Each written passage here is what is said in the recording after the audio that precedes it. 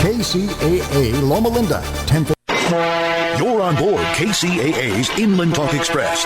KCAA, Loma Linda, 1050 a.m., the station that leaves no listener behind.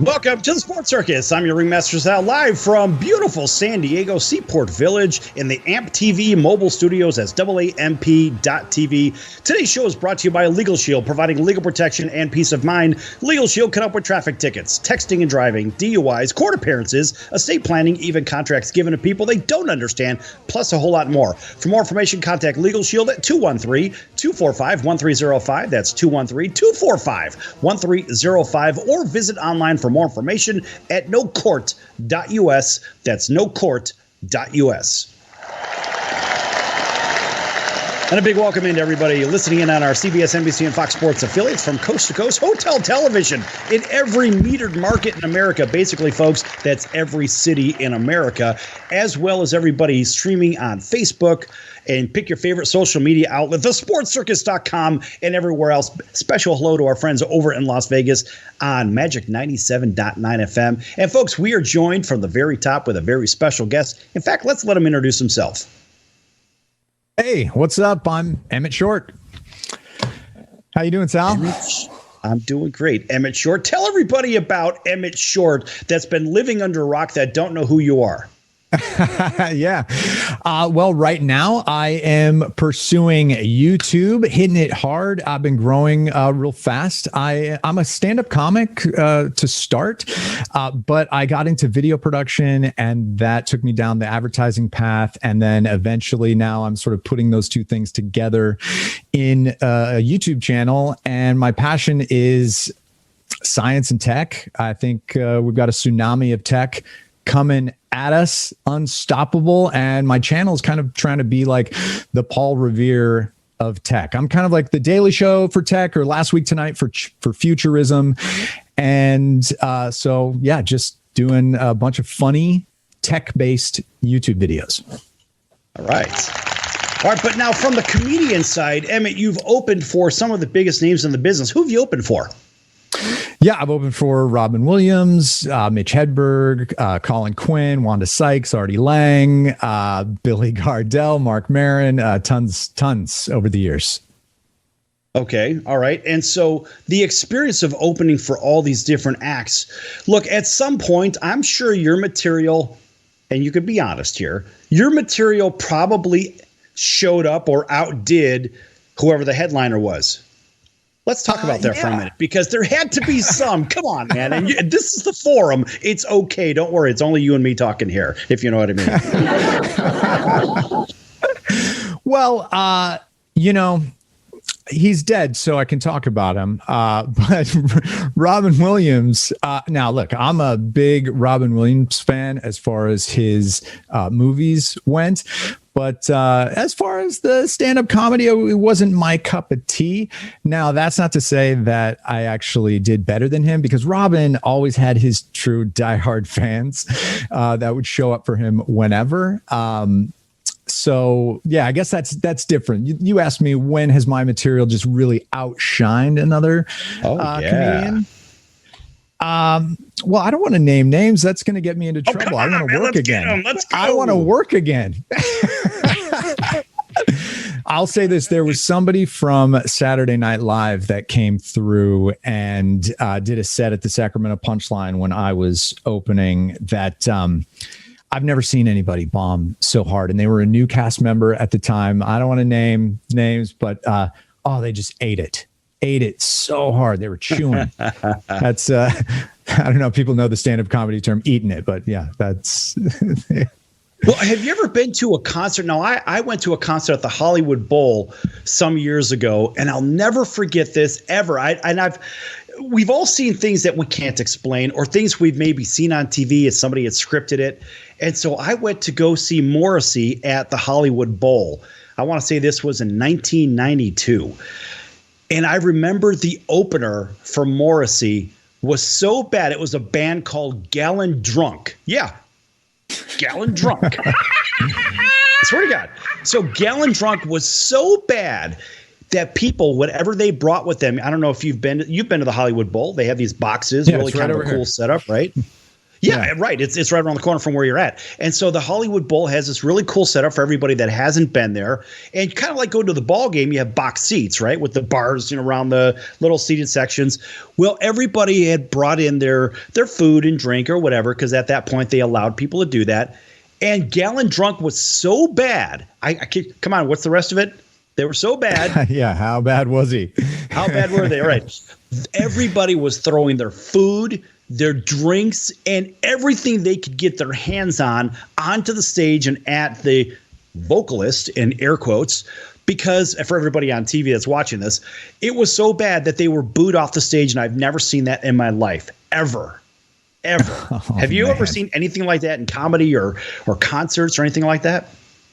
Not quite. This was the worst I'd ever seen. The SNL guy, which is weird when you see somebody, from SNL getting up on stage and then eating it. You wouldn't expect somebody famous to not go well. But the worst show I've ever had was I think it was in Tokyo somewhere at a USO tour, and it was a officers mess, and it was like 500 officers that were just getting to see their significant others for like the first time in, I don't know, a year. They were on deployment, and all their wives and girlfriends got brought out. And so that's who I'm performing to. Nobody cared at all about the comedian. They did not want to listen to anything we had to say. They wanted to eat their dinner and go home and, get busy. Yeah. Just a little bit. Really, why would that even occur? I don't know. They haven't seen him in a while, maybe. Who knows? But I have to say that, you've heard about that stuff. And I can tell you from the sporting world, I mean, I've had bad outings, things that I'll never forget. Right. And unfortunately, it's sometimes people will hang their hat on that one for you. They say you equal this problem. They'll never remember anything else. So I always ask, because there's always that moment that people say, I remember that guy or that lady. This is what happened. And you're like, what? Where'd that come from? Out of nowhere. Yeah, that's interesting. The first time I ever saw Joe Rogan perform, it was probably 15 years ago. It was at the Comedy Store. It was really late. And he went up. I was just starting comedy, and I didn't have a lot of perspective. I knew Joe from news radio, but I had never seen his comedy. And he was doing this really experimental thing about lions mating. And he was acting it out, and he was roaring and gyrating, and it was not funny. It just was horrible, and nobody was laughing. And for years after that, I thought, well, Joe Rogan's not funny. Like, I just thought I wasn't a fan. And I fell into that same thing you were talking about, where you're only as good as, the last show, or you have one experience with somebody and you let it taint the rest of your opinion of them. And it wasn't until much later when I got into his podcast, and then I watched a few of his specials, and I was like, wow, Joe Rogan's actually funny. I mean, of course he is, because, he had a career for that long. He had to have been funny. But for me, I didn't get it until I physically, came around and saw something and laughed. A funny thing here in the last couple of minutes of the segment, I remember going to the Mirage over in Las Vegas, and one of the big headliners, to be nameless, was on stage, and I went to see the show. I'm like, well, hey, I like seeing this person on TV, etc. And when I sat there, I was struggling to wrap my head around why this person didn't seem so funny. And I was sorely disappointed that I wasn't laughing as much as I have on television, because their shows on TV are a big hit. But like, all right, well, they write their own comic work, but what happened on stage? I mean, talk about laying an egg. Oh my God. Oh, the pressure is real when you're up there. It's no joke. Whenever you go on stage as a comic, it does feel kind of like a battle. You never know what this crowd is going to feel like. Every crowd is different. One person can spoil it if they try to talk up and talk out of line, or try to derail you in the guise of they're helping the show. But it's a tough biz, and that's why I think you get a lot of people coming up after shows saying, "Oh, I could never do what you do," because people put themselves in that situation. And they understand, it's a battle. It's got to be a battle. When we come back from break, I want to hear about the evolution of how and why you're doing this, because some people have different purposes, right? And I'd like to find out a little bit more. And I want the audience to find out the Emmett short story. And by the way, this guy is no stranger to the big stage. He's been on with the biggest people. And remember, whether it's in the NBC world or Montreal Comedy Festival, New Faces, etc., we're going to find out a little bit more about the evolution of Emmett. And Emmett, and tell you what, why don't you go ahead and take us to break, and we're going to be back here in just a few. Go ahead. Hey, well, thanks for watching or listening, everybody. And I'm not sure how to do this. You put me on the spot. This is not my bag, man. You're the pro here. Don't go anywhere, everybody. We'll be right back. All right.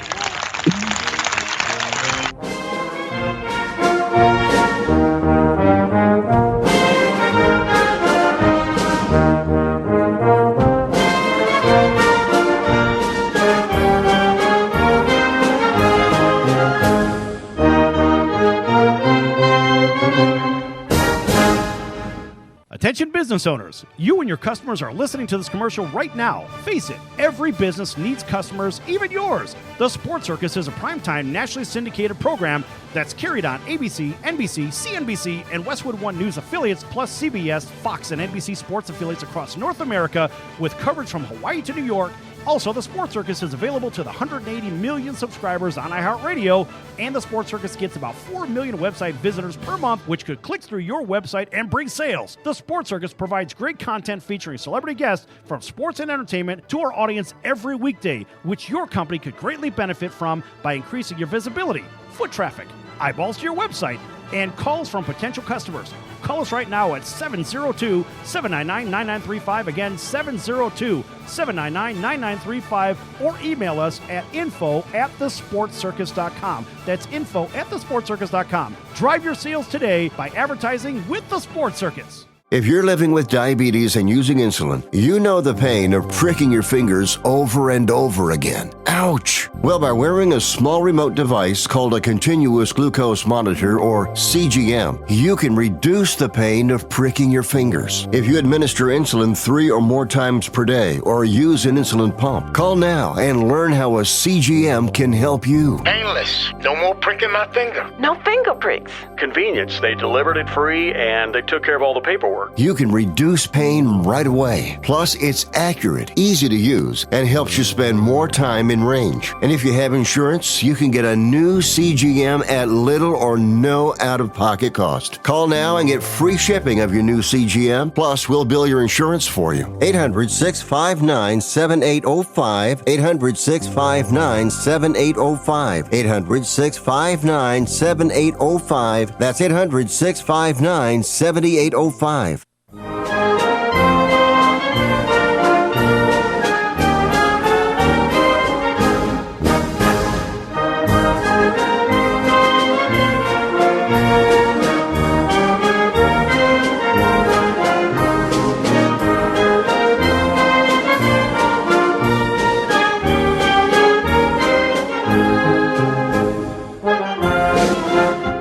back to the Sports Circus. I'm your Ringmaster Sal, live from Seaport Village in beautiful San Diego in the AMP TV mobile studio. That's AAMP.TV.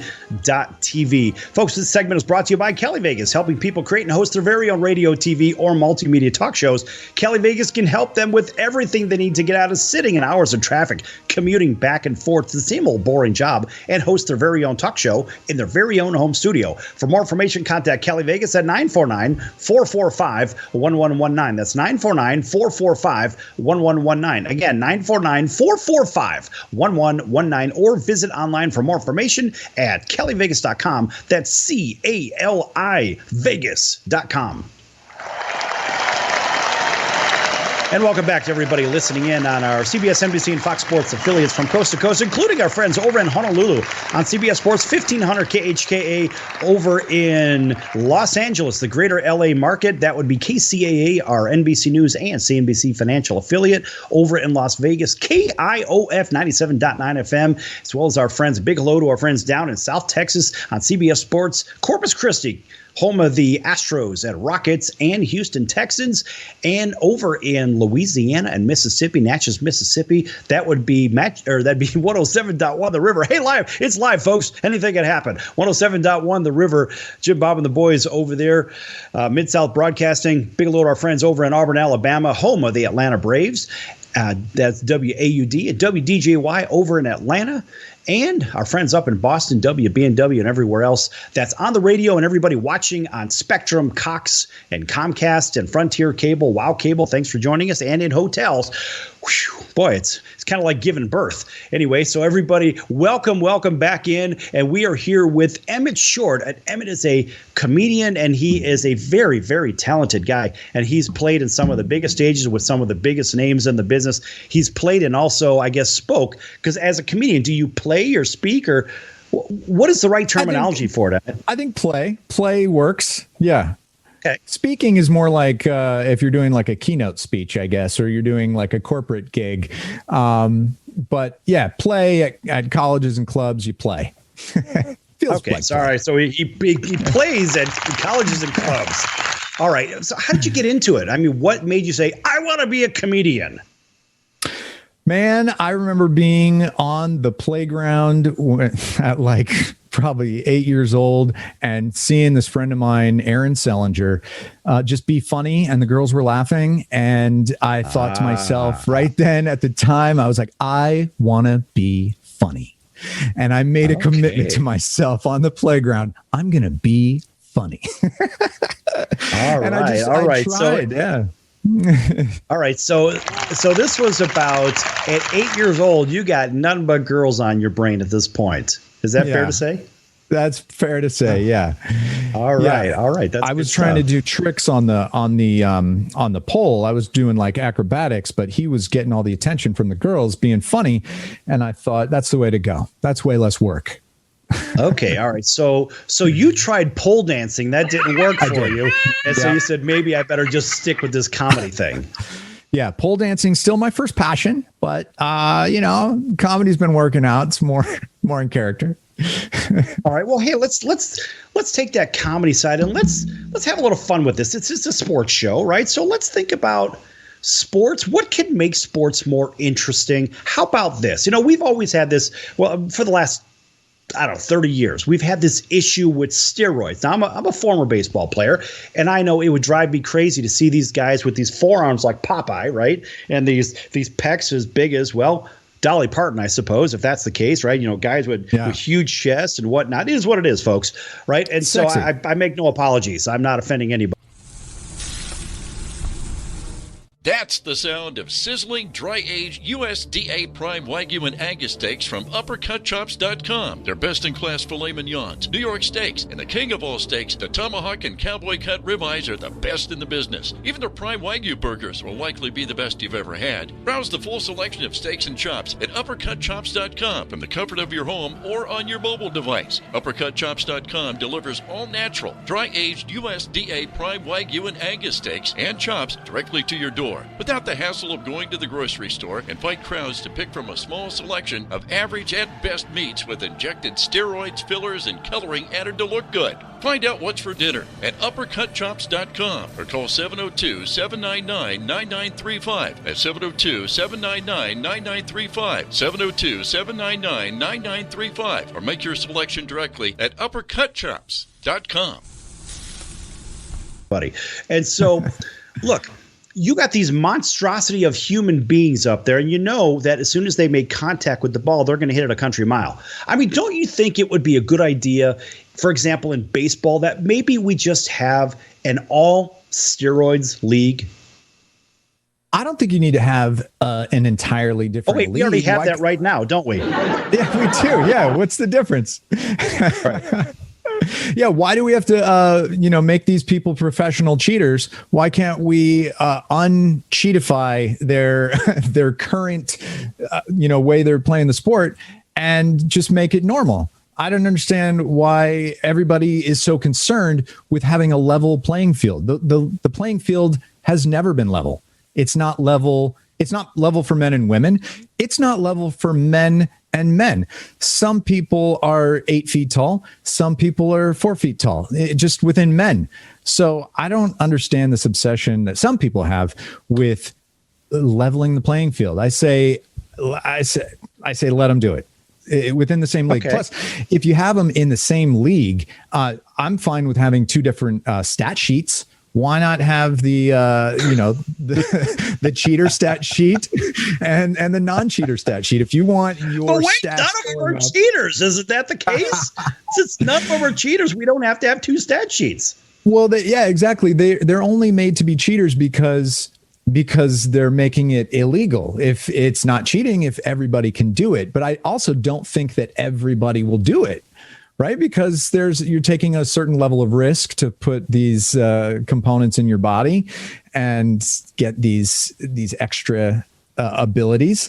But we don't know what's safe yet. And I would like the professional athletes to be able to treat themselves as much as guinea pigs as they want, because I want to know what's safe so that I can do it for myself. It's very selfish. Right. Emmett, are you essentially saying that technology is more of a level playing field once you open it up to mechanical technology, chemical technology, et cetera, et cetera? Do you think that is what will make sports level and equal, or do you think let's just Wild West it out there and antennas and cannon arms and just replace my forearm with a Louisville Slugger and be done with it? Well, what's the difference between that and how a bunch of people have different access to trainers, whether it's because their parents were rich or they just know people or any of that? I just, like if your parents can send you to basketball camp for 15 years when you're growing up, and that helps you make it into the league, how's that different from somebody using technology to get better, and because they have access to that? I just don't see it as a difference. I think I just think we should let them do it. It's their choice. It's not like nobody's tricking these athletes into, there's no mad scientist like sneaking into an athlete's room and like shooting him up in the ass. And then watching later, like, is he going to sack the quarterback? Yes, that was my doing. I did that. Yeah, which actually I would love to watch that sport. That would be great. This mad scientist sneaking in, shooting them up, and if that were part of what's sports, going on, that sport or the actual game? Either one. Maybe they have a hidden camera on it when they're sneaking into rooms. I don't know. Either way, I would like to see a sport where either the players do it voluntarily, or maybe it's even more fun to to just not know. Like, we don't, this player doesn't know what cocktail he's been getting injected into him. Right. So it's mystery cocktail hour. So, I mean, this brings happy hour to a whole new place, doesn't it? Yeah. Ah. Yeah. I mean, I just don't see the difference between all the access that and the inequality that some players get that doesn't have anything to do with technology, and then why the technology access is somehow different, and that's cheating. Makes no sense to me. You know, the whole performance enhancing drug thing, I say, I get it. But if we're going to include all these steroids and everything else, then they also should include stem cells, because stem cells does what? Regenerates. It gives you an unfair advantage over your opponents. I mean, if you're going to really say this is cheating, how about all of this stuff is cheating, right? I think that should really be looked at. Isn't biohacking, as far as stem cells, isn't that considered a performance enhancing drug? I believe that isn't. What about PRP, platelet rich plasma for recovery? Are those not on the list for? Okay, not to my knowledge.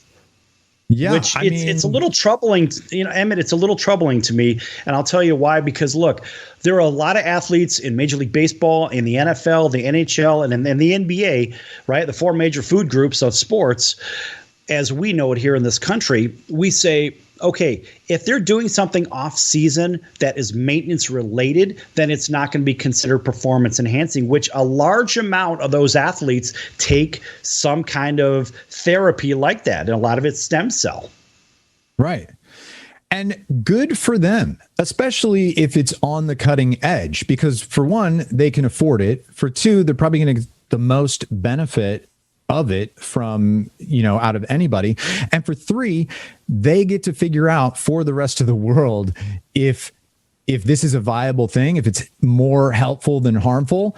And then when that knowledge is out there, people like you and me can use it to recover from our, dumb weekend warrior basketball game. And listen, you've made a tremendous point right here, because a lot of people can learn from it. So they basically are the clinical trials. And I love that. In fact, let's come back with performance enhancing drugs and whatnot with comedian Emmett Short in just a few minutes. Don't go anywhere, folks. You're going to like this. Back in a few.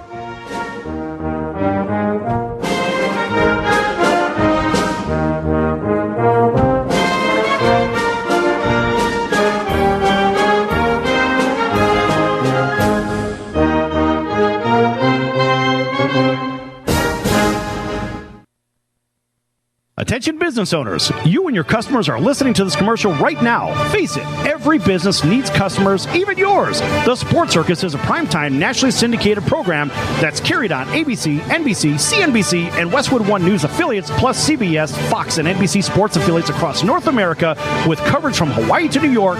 Also, the Sports Circus is available to the 180 million subscribers on iHeartRadio, and the Sports Circus gets about 4 million website visitors per month, which could click through your website and bring sales. The Sports Circus provides great content featuring celebrity guests from sports and entertainment to our audience every weekday, which your company could greatly benefit from by increasing your visibility, foot traffic, eyeballs to your website, and calls from potential customers. Call us right now at 702-799-9935. Again, 702-799-9935, or email us at info@thesportscircus.com. That's info@thesportscircus.com. Drive your sales today by advertising with the Sports Circus.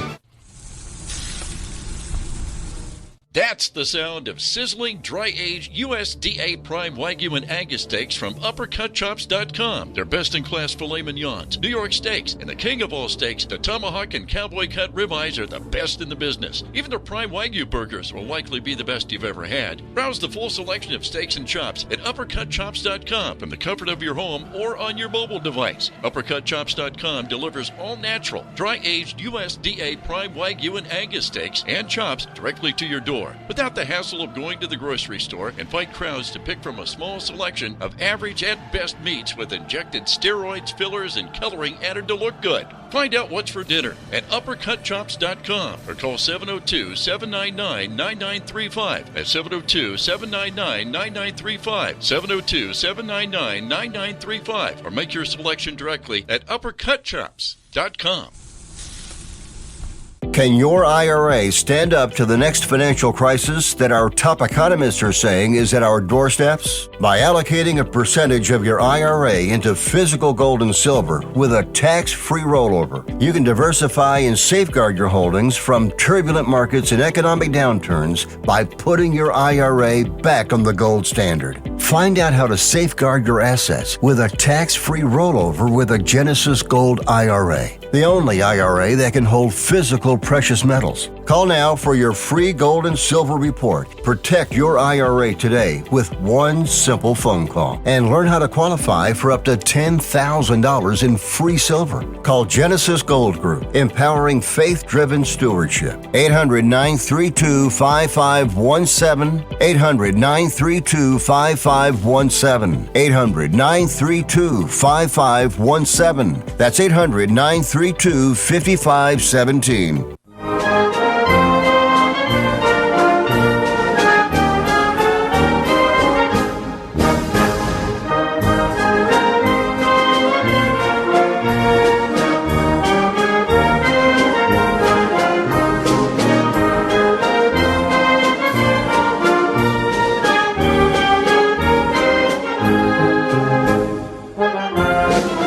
Welcome back to the Sports Circus. I'm your Ringmaster Sal, live from Seaport Village in downtown San Diego in the AMP TV mobile studio, AAMP.TV. Make sure you Google AMP TV and learn a little bit more about AMP TV as well. Folks, make sure you check out the sportscircus.com for upcoming guests, our prior guests, our podcast recorded shows. They're recorded in their entirety. So guess what? Our sponsors love us because we don't cut anything out. And this is all unedited. Whatever is out there, whatever you're hearing right now, that's what's out there as well. So if we make mistakes, because we do it often, sometimes you just got to listen a little bit closer. In fact, I did on the outro when we went to commercial break. Maybe you did, maybe you didn't hear it. So go back to the recorded show and listen to it and see if you can find it. In fact, maybe we'll give you a prize, a pair of batting gloves or something. We've got, I don't know, 5,000 pair of those. We'll give you one of those if you want those, if you can find the correct mistake. Anyway, folks, make sure you check out the sportscircus.com also for some of our partners. And one of those is the College of Southern Nevada Athletics, csncoyotes.com for upcoming events and games. College of Southern Nevada Athletics, csncoyotes.com. And welcome back to everybody listening in on our CBS, NBC, and Fox Sports affiliates from coast to coast. Hotels, 650,000 rooms from coast to coast as well. And everybody streaming on Facebook at thesportscircus.com. We're back here with Emmett Short, comedian, and he is open for Robin Williams, Mitch Hedberg, Colin Quinn, Wanda Sykes, Artie Lang, Billy Gardell. The list goes on, and this guy also, we're going to hear about this afterwards, after we finish up this sports cheating, impossibility, mending leagues. Who knows where we're going with this. But we're going to hear about his amazing, yes, twerking dog. Yes, this guy has a twerking dog, and he's got a great story. We're going to get to that as soon as we finish up this sports bit. All right, so Emmett, we have the possibility of maybe players disclosing, hey, I'm juicing up right now. Don't you think if players are juicing up, maybe we should move the home run walls back maybe an extra, 100 feet? I mean, if they're hitting 500-600-foot home runs anyway, what's the difference? That's what fans want to see. Should there be two home runs? Should we add a second layer of fielders behind the first wall that the normies can't hit it past? You know, if the normies hit it past the first wall, regular home run. But like to get a home run, if you're juicing, you know, there's a second set of fielders and another wall. I don't know. There's all sorts of possibilities. Yeah, I like that. That's good stuff. So basically, we'll have your left, center, and right, and then for the next 100 feet, maybe we could put some kids out there. Let's get the kids involved. Sure, right? Exactly. Yeah. Who knows? Yeah, you know, like when they have fans out derby, right? You got kids shagging the ball in the outfield. Let's put some kids in. If the kids catch the ball, well, guess what? It's an out. Otherwise, it could be a home run. Maybe they get to be a bat boy for the next game or something. Like, let's, get some engagement, as they say in the social media world. It's all about engagement. Well, as a kid, I think I would just be happy that I caught a home run ball from a robot. Yeah. When are they going to have robot arms? Just chop your arms off, get robot arms, put a targeting system on your forehead, and just stand at the plate and let the bot do the thing. I mean, see that the pitcher would have no purpose because the pitcher would get hit every time. Yeah. Right. I mean, look, I don't know. Sports are going to be weird. What about when we're on Mars? What kind of weird sports are we going to play on Mars? I mean, we're going to have to right? There's 1/3 gravity up there. So you're going to be able to dunk on a 20-foot rim. That's going to be fun.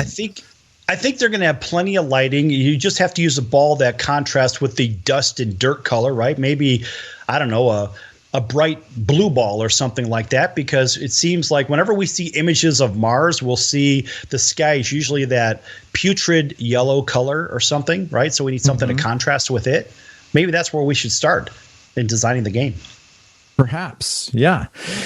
And these are the possibilities that I think are going to happen really soon. Going to Mars, people probably think it's, 200 years away, but I think stuff like this is going to happen a lot sooner because everything's accelerating.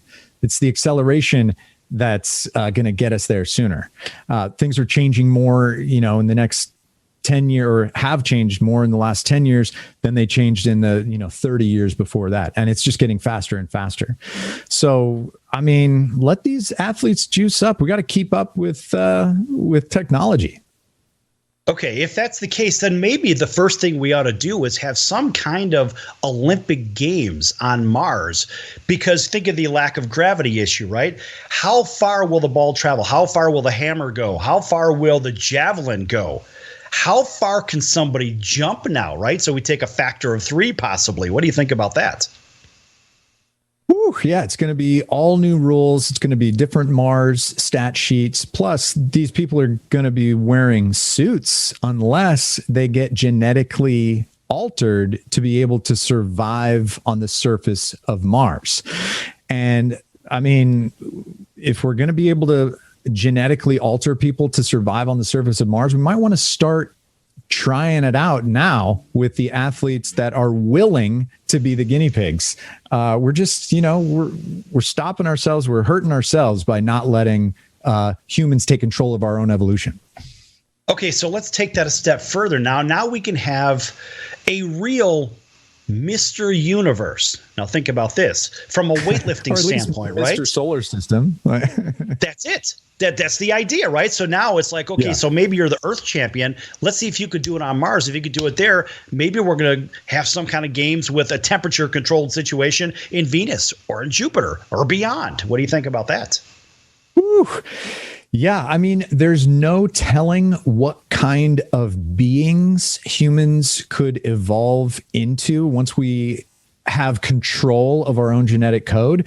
The things that we would have to become to survive on, let's say, Venus in that hot hellscape, or on some other moon of Saturn or something, we're going to have to adapt our bodies. They will look nothing like what normal humans look like. So maybe the sports beyond that would even change, and we'd branch off. I like the term that I heard from Eric Weinstein, that the genetic engineering revolution could create like a Cambrian explosion of the human race, kind of like the Cambrian explosion where animals diverged into billions of different types of creatures during the Cambrian period.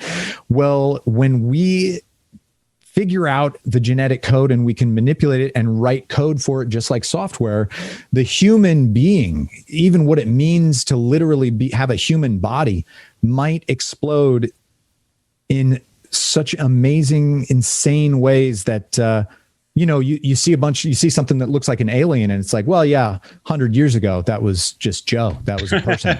Right. Right. There's a lot of TV shows out there that have these crossbreed of human and whatever they are, some critter of sorts. I have no idea. But speaking of critters, I want to hear a little bit about your dog. You have a very talented dog that knows how to twerk. First of all, tell everybody what that is. And secondly, tell everybody about it. Okay. Well, I have a video of my dog. You can just go search. You can Google twerking dog. And my dog, Fonzie, is the one that's got his hind legs up on a red couch. And it's on all the GIF sites. So if you're looking to add a GIF of like you're really excited, you just search like twerking dog in your GIF app, and there, boom, there's my dog with his legs up on a red couch twerking. And I made that video for Vine back when Vine was a thing. I'm still mourning my Vine account. I really loved Vine, but it's gone now. And this video of my dog twerking, it's a little secret behind the scenes. It's an effects video. So my dog couldn't really twerk, and he definitely wouldn't have done it with his legs up on the couch like that, with his hind legs up on the couch. So I'm an editor and I know how to do special effects, and that's kind of my bag, as well as being a comedian. And so I got in there and I sort of like, I got in the shot. And so in the raw shot, it's me and I'm kind of making my dog's pelvis go up and down to do the twerk. And then in post, I went in and I erased myself so that you can only see my dog doing it. So there's a little behind the scenes. But, you know, real quick, in the last couple minutes of the segment here, now a guy by the name of Sean has repurposed that video. Is that correct? Yes. Sean Puff Daddy Combs.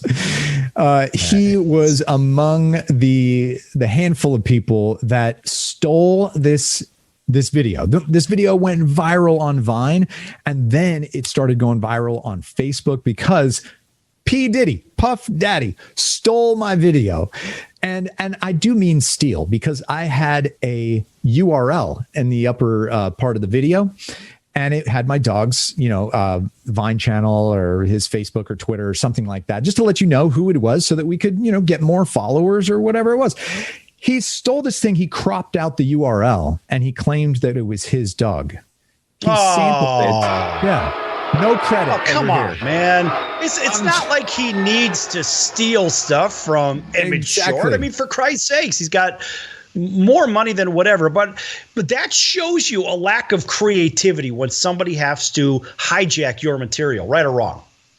Absolutely. And look, I don't not like the book, whatever you call all the work that Puff Daddy has done with Biggie and the other artists and whatnot. And I agree with the idea of sampling. When you sample a song, the artist that you sample gets paid. But when he cropped out my URL, come on, man, I'm just a lowly little dude here trying to get some attention. Trying to make $1 out of 15 cents. Right, Come and on, he man. denied me that. Tell you what, we're gonna be back here with Emmett Short, comedian and twerking dog, in just a few moments, folks. Don't go anywhere. Lots more to come here on the Circus.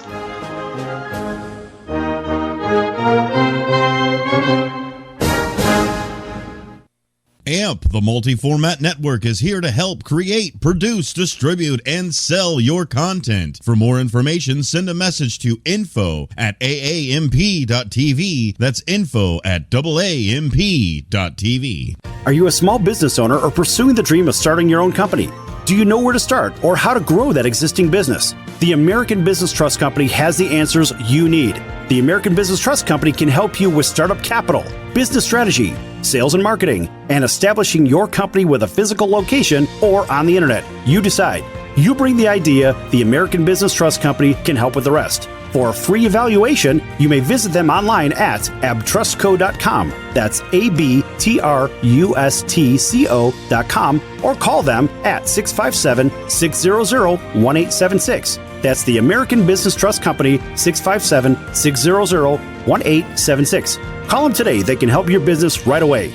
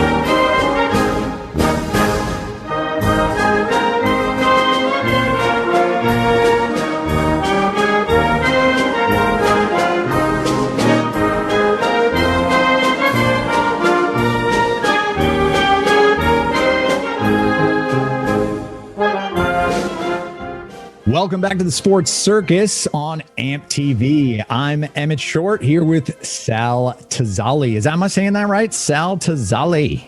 Talazzi? You could call it the Ringmaster, Sal, and we'll correct everything else. We'll take you back to the woodshed for a good old-fashioned ass whooping on the name botchery. No, you're good, man. You're good. Okay. Well, it's been great to be here. I hope you guys can check out some of my other stuff. Putting a video up every week on YouTube based on a lot of the similar types of topics that we've been talking about: biotech, quantum computing, NFTs, cryptocurrency, basically everything revolving around the singularity, which is the technological singularity is when technology starts moving so fast that you can't really keep up with it, or what your parents call 2010. And that's what the whole channel is about. And I'm also, I've got dates performing live when live comedy starts to come back. And you can find me if you just search YouTube, Emmett Short, or I'm on Twitter at Emmett Short and Nia the Curve. And you can find me on Facebook or Instagram. I'm Emmett Shortstagram on Instagram. And hopefully performing in somewhere near you soon when things open back up. Right. All right. Very talented comedian and a big thinker, big tech thinker. And we kind of left off. We were talking a little bit in commercial break about maybe an NFT for the twerking dog. Yeah. What is, first of all, what is an NFT for those that don't know? And then how do they hold that? How do they collect it? And tell everybody a little bit about that. Yeah, an NFT stands for non-fungible token, and it's basically like a crypto coin. It's any sort of cryptographic sort of bit that denotes authenticity. So when you buy a Bitcoin, it comes with a certain code, and that's what tells the Bitcoin system that this thing is valid. So an NFT is like something that you create that is, it's not like money, but it does have that sort of cryptographically embedded validity code that says this is the original or one of the original batch of pieces of, let's say, music, or it could be a video, or it could be a piece of digital art. And so they come in, and the NBA is doing them. You may have heard of the moments that they're selling with somebody who do a 3-point shot at the buzzer or a great dunk.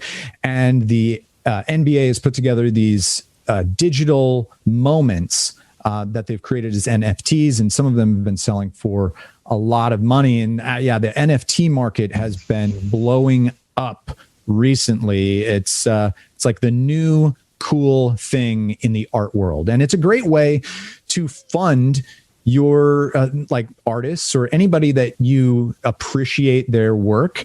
And instead of doing something like Patreon or something like that, you could go and you could buy their NFTs. And I guess the controversy behind it is not controversy, but what people can't wrap their heads around is like, well, I can just listen to this song. It's the same song, yet someone else owns this song. So there's a little bit of like the bragging rights to knowing that you are the one that has the original and that you have supported the artist in this endeavor. And you can't literally tell the difference between the forge or the copy of the art and the actual product. But for one, you've got bragging rights, and for two, you're helping the artist. So I think those are two reasons to why NFTs are actually sort of taking off right now.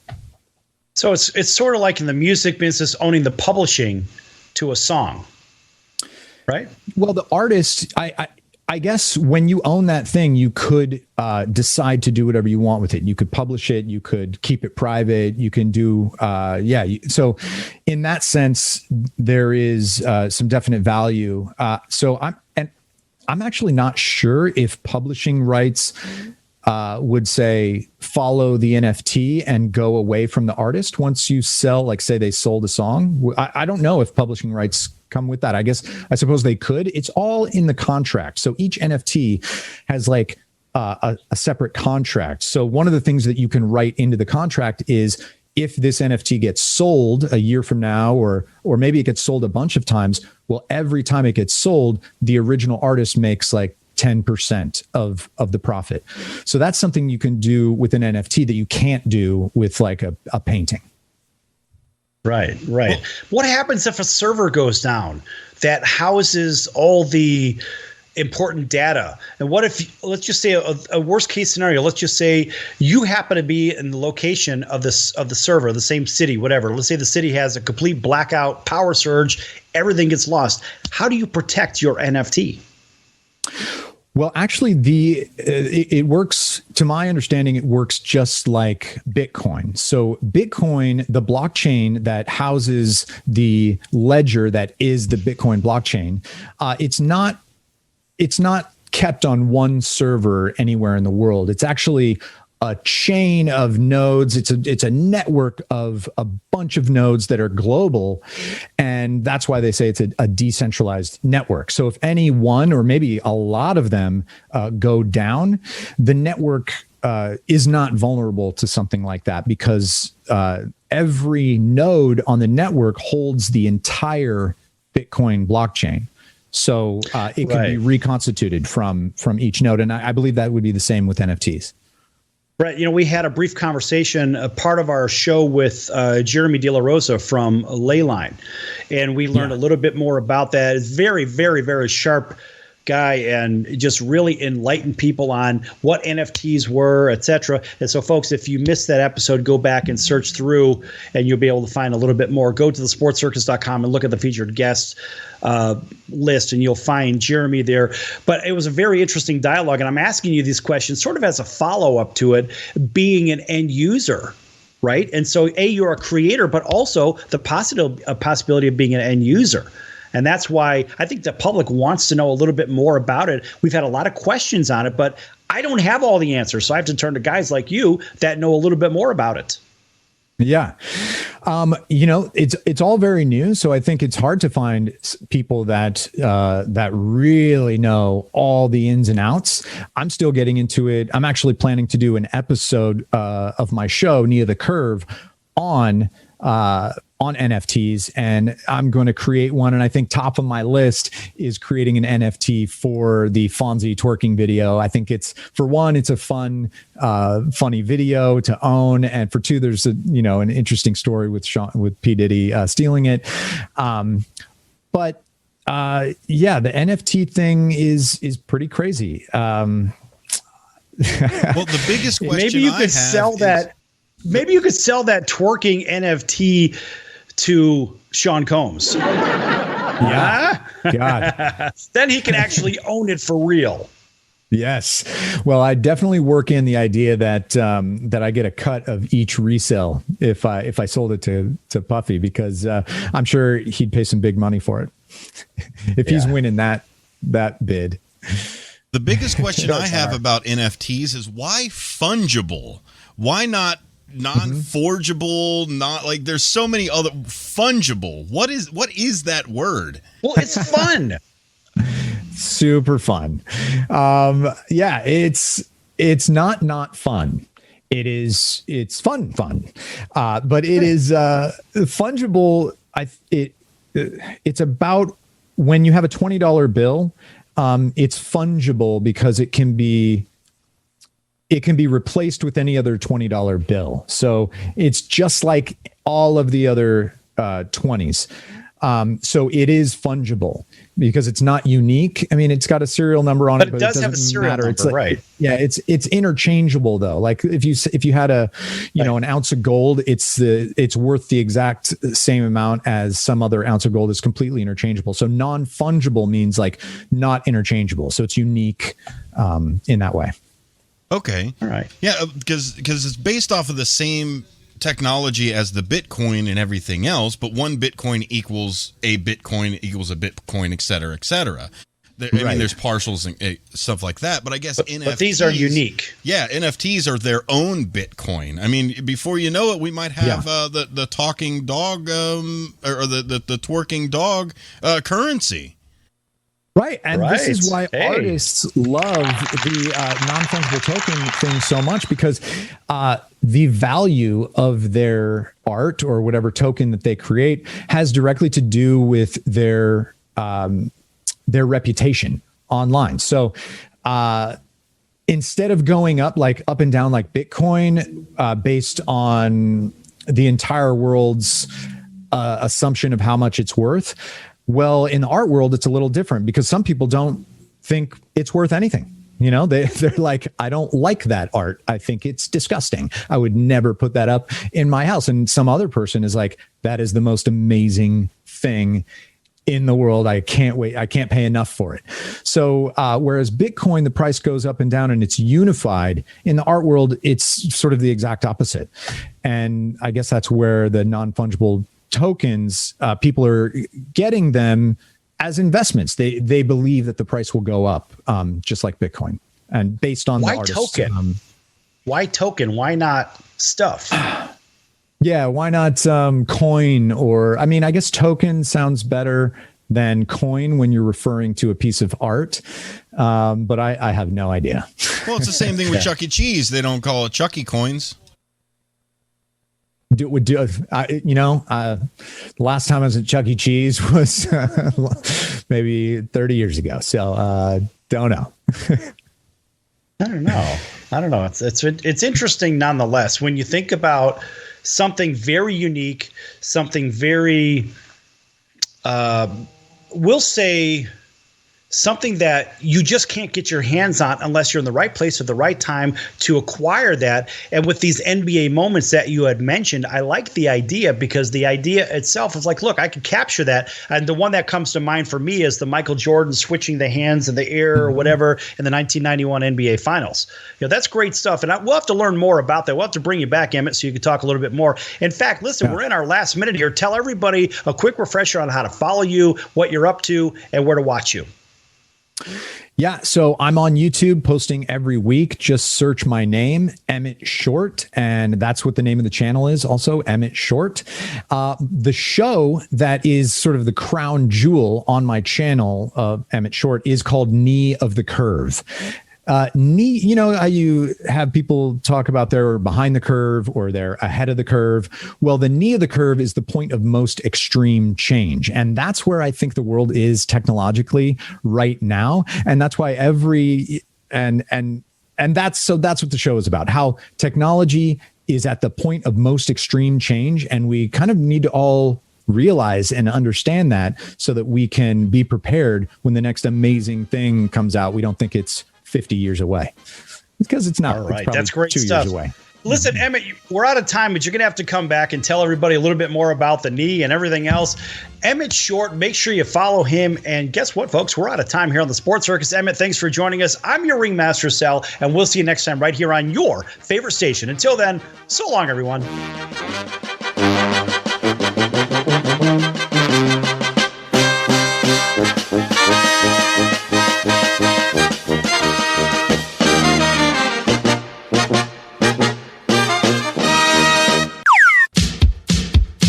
So, you want to be in show business. Do people tell you that you're really funny, you have a great personality, and you should have your own talk show? Many of us have been told that, but we don't know how to get started. It's easier than you think. Let the pros at Cali Vegas give you a free talent evaluation.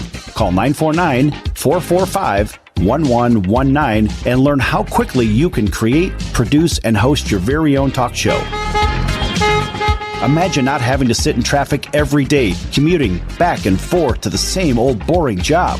Get started in television or radio today with your free talent evaluation from Cali Vegas. Call 949-445-1119 or visit them online at calivegas.com. Make your dream come true today and create your new career and learn how to become a television or radio star with the help of Cali Vegas. 949-445-1119. Call now.